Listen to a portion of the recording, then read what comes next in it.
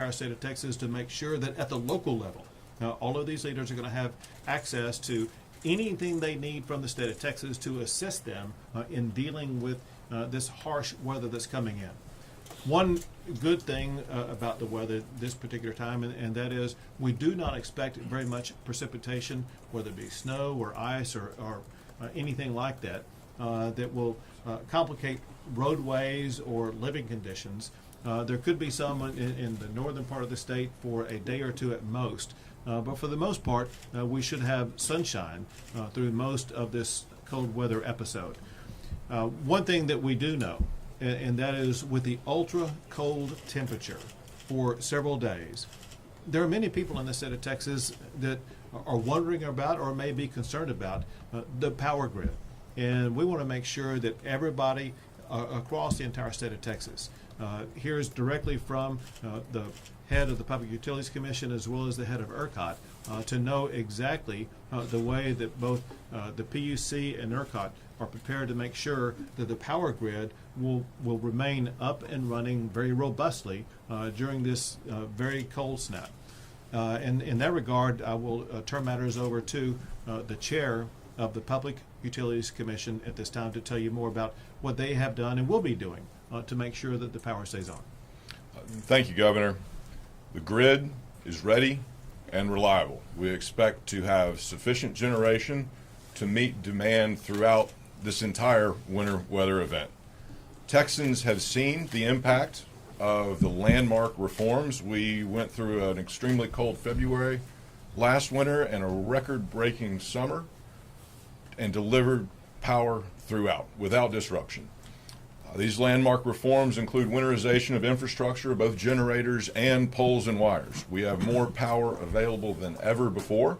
We've got more backup fuel, and we've mapped the critical interactions between the natural gas system and our power generators. We will call on our industrial demand response before we ask homes to conserve power, and we will continue the consistent communication between our partner agencies, including the Railroad Commission, TxDOT, and of course ERCOT. All of these reforms are about prioritizing people over profits. Above and beyond the new reforms and regulations that have been put in place, additional efforts have been made for this specific winter weather event. Our poles and wires companies have mobile generators ready to go. They've rescheduled maintenance to make sure their wires are available. And generators have also rescheduled maintenance to make sure that every generator available in Texas is ready to go. We've verified additional fuel inventories, increased staffing at power plants, and verified the winterization requirements. I do want to remind folks that we will have high winds that could bring down branches, and even if there are some localized power outages due to falling branches, that does not mean that ERCOT or the state does not have sufficient generation. As always, stay in communication with your local power providers and local leaderships, and they will keep you up to date on local issues like that. The grid today is reliable, but our state's growth means that we need to plan for the grid of the future.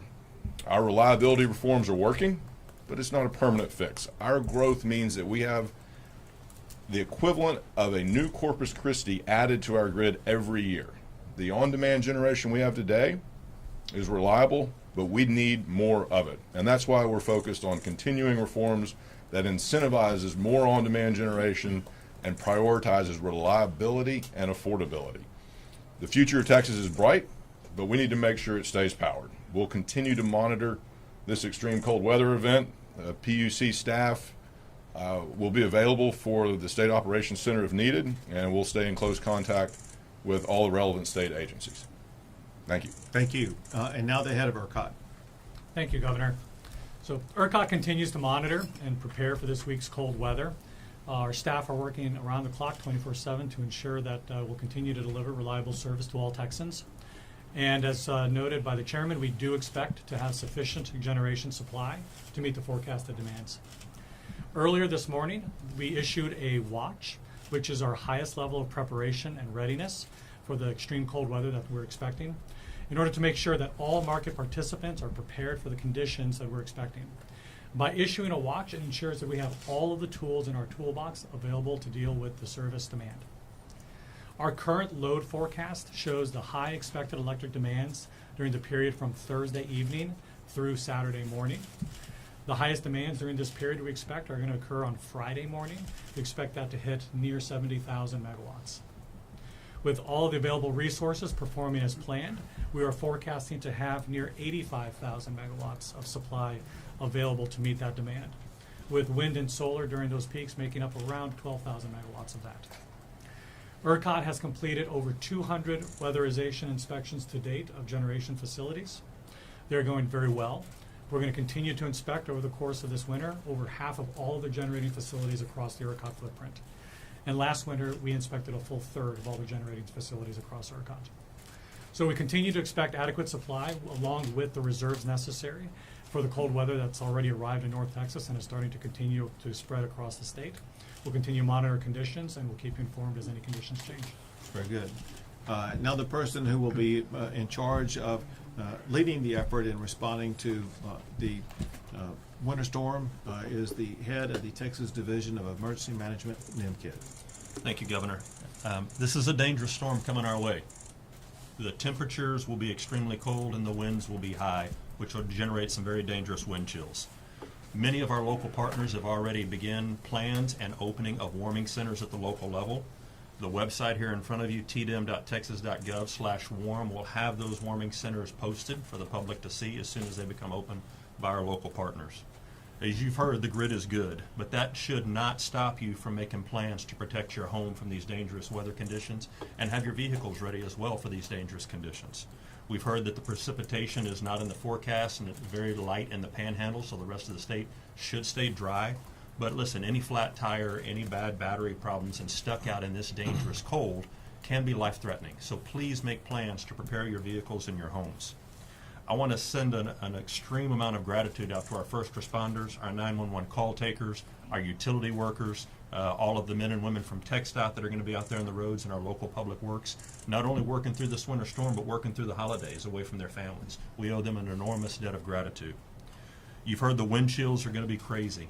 Minus 10 degrees is the wind chill in the Dallas-Fort Worth area is what it's expected, and maybe up to minus 30 in the Panhandle. Those are life-threatening conditions. And when we're talking about these life-threatening conditions, carbon monoxide is the #1 killer in times like this.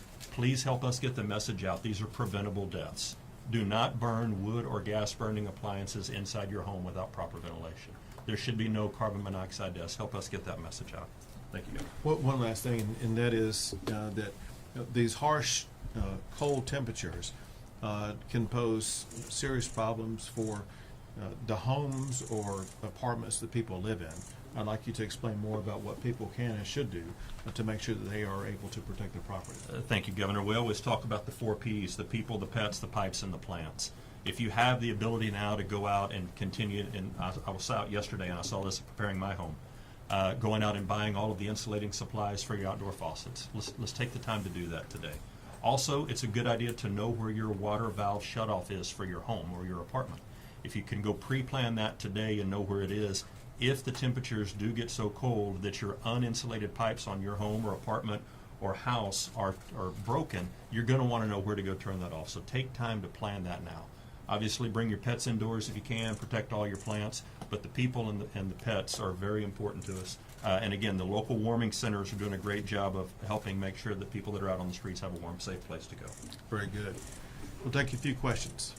Governor, I know that people, of course, are going to have dangerous wind chills and other things, but without the precipitation and some things, it kind of seems like it's less maybe of a threat than it was. Yet people seem to be very paranoid about this and worried. Do you feel like there's the trust that's needed in the system, or do you feel like it's just not there? Well, I think trust has to be earned. And we earned that trust in part by going through this past summer with 11 new all-time records for power demand and being able to meet that power demand with ease. I think trust will be earned over the next few days as people see that we have ultra cold temperatures and the grid is going to be able to perform with ease. And so trust has to be earned back over a period of time. And I think that we will show that we can earn that trust. Are there going to be enough staff working during the holiday in case of major issues on the roads or with down power lines and whatnot? Texas is open 24/7, and staff has to be available and will be available 24/7. Whatever challenge may arise, we will have staff available to meet that challenge. Now, we have time for a quick question on what's going on in El Paso. I do happy to answer it, but if you don't mind, if there's anything else concerning the winter storm, let me Governor, take it. you Go ahead. had a question about the wind speed on Friday. Was that a wind generation question, or was that a wind chill question? It was a wind generation. We wanted to make sure that we were going to have adequate wind generation capacity that would be adding to the power grid. Do you think we will? I heard that it was going to be under 20. Is that going to be adequate? No, I guess yeah. I should be asking Chairman Lake. Probably ask the experts, both Chairman Lake as well as Pablo, the head of ERCOT. Are you confident? Well, no, hold a second. I'm going to let them answer the question. I'll come back to you. Yes, we expect to have adequate generation of all forms, including wind, throughout the high wind phase of Friday. And even as the wind tapers off after the front moves through, we expect to have adequate generation, even with the drop in wind on Saturday and Sunday. Some of the turbines froze up 2 years ago. Did they freeze up again? I do not anticipate that. The lack of precipitation means that we expect to have those turbines turning, but that is a vulnerability of wind generation. The only thing I'd add is that we're assuming a very conservative wind forecast as it is. So we're not, during the lowest peak periods of wind, which is going to be throughout the day on Friday and over the night Saturday, we're not expecting a lot of wind in our forecast already. And so our reserves in our forecast already anticipate that. As far as the shelters here in the Austin area, what type of shelters are they? How are they going to be run? When do they start opening? What are the details on that? And then just kind of a second part for the ERCOT after this, if you don't mind. You mentioned the capacity was 85,000 this time. What was it back in 2021 when we had the winter storm? Yep. So the first part about the shelters is cities and counties are responsible for opening their local shelters. We will support them if we get resource requests for cots or additional staffing. So far, we don't have any of those requests. And we'll continue to update the list on our website so that everybody can know where those shelters are, when they open, and what capacity they have. Back in 2021, the issue that came up and the reason why there was the need for load shed events was that the expected capacity was not able to perform as planned. And so what is significantly and meaningfully different this year than last year is the fact that the weatherization work that's been done, the additional procurement of fuel supplies to ensure that we've got adequate storage, the weatherization on the natural gas pipeline system, all of those factors would lead to those dispatchable generation resources being available. So the numbers, I mean, there was more than 20,000 megawatts lost of dispatchable generation during that time. And so what we're expecting and planning for this time includes having all of those facilities running and they're ready to run. Jeremy? I was going to ask about that gas supply that you were just talking about. How confident are we that the weatherization efforts in those areas will get that gas to the market? Well, first, and I'm going to have them answer, but I will tell you, part of what they're going to tell you is that we have extra gas supply available because of what the new mandates are, but also because of the weatherization and protection of the critical infrastructure. All those things combined will ensure that the gas supply will be available. That said, I'll have both the PUC and ERCOT respond to your question. Echo everything the governor said. Specifically, we have a new firm fuel product that provides market incentives for our generators to procure extra backup fuel. That's in place for the first time ever this winter. In addition, we now have better critical infrastructure designations on processing plants and compressor pumps for gas station or gas facilities, so that the problem experienced in 2021 of losing pressure in the lines because of loss of electricity that led to power plants losing gas won't occur. This has all been designated critical. It won't lose electricity, and so the gas will continue to flow. And finally, we're working through Turk to have and maintain better communication with the Railroad Commission and both the power generation and natural gas industry than we've ever had before. And we saw the benefits of that enhanced communication last winter. Do you have anything to add? No, that covered it fully. Thank you, Governor. I want to break it down for you real quick, get wonky a little bit, and help you understand. There are three primary different stages along this process. There's the power generators, and both because they are winterized and because they have multiple sources of fuel to last them at least several days during this cold snap. regardless of what may happen in other parts of this whole process, the generators themselves should have enough fuel to make sure that the power stays on. Before the fuel gets to the generators, especially through natural gas, it comes through pipelines. The pipelines are fully winterized and have what's necessary to make sure that there will be no inadequacy of natural gas flowing through the pipelines. Before it gets into the pipeline, it goes through gatherers and processors. And the gatherers and processors have been contacted, at least the primary ones, across the entire state of Texas to make sure that they're using measures like using methanol to prevent freezing and other standards to prevent freezing to make sure that adequate natural gas coming out of the ground will be gathered, processed, and make it into the pipelines. It's completely different than it was 2 years ago. Two more Vegas- questions? Mr. Vegas, in regards to the natural gas flow, I think there's concern that some generators may try to take advantage of the load and to hold back, and to wait till we hit that $5,000 cap. What are we going to do to manage and prevent any type of gouging by electric providers during this cold spell? Yeah, we're operating the system and expect through the practices that have been set up over the last winter to have good faith practices executed across the industry. We're not expecting any kind of gouging or anything along those lines. And in fact, we've already has been working with the generators who are working in turn with their suppliers to ensure that the commitments for generation are being made in advance. So we're already seeing those commitments being made in advance of any changes to any of the price forecast on the road. You have people hit Can I get the 5,000? ultimate question? Yeah, you're going to get your question. Okay. Additionally, the market monitor has the authority and the ability to investigate any suspected price gouging or market manipulation, and they will, to make sure that the market operates as it should and with integrity. Last question. Oh, thank you. As we see going on with the migrant crisis in El Paso, National Guard troops putting in concertina wire and other such things, has that been effective? Because we've seen some TV reports saying that they were just moving down the road a little bit. And then the second part of that question is the truck inspection order back in place down there? So with regard to the first part of the question, so yesterday was really day one of what's going to be a multi-day series of actions taken by the National Guard, where they were putting up more elements of what will constitute a blockade to make sure that the people who were crossing into El Paso should be blockaded. It's going to take several days to fully implement those measures. And then, I'm sorry, your second question?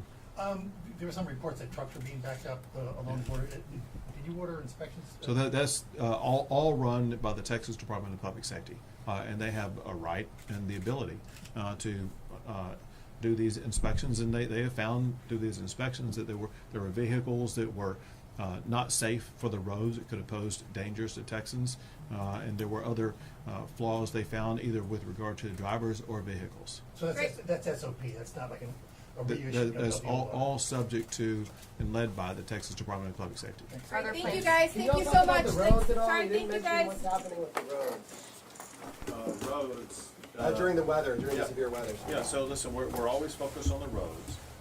With regard to the cold weather itself, there's no problem with regard to the roads.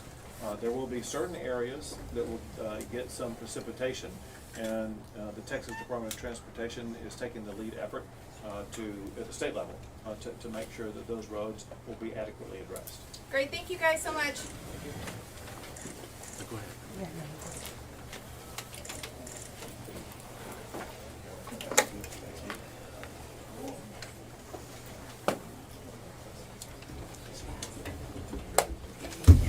So you're all right.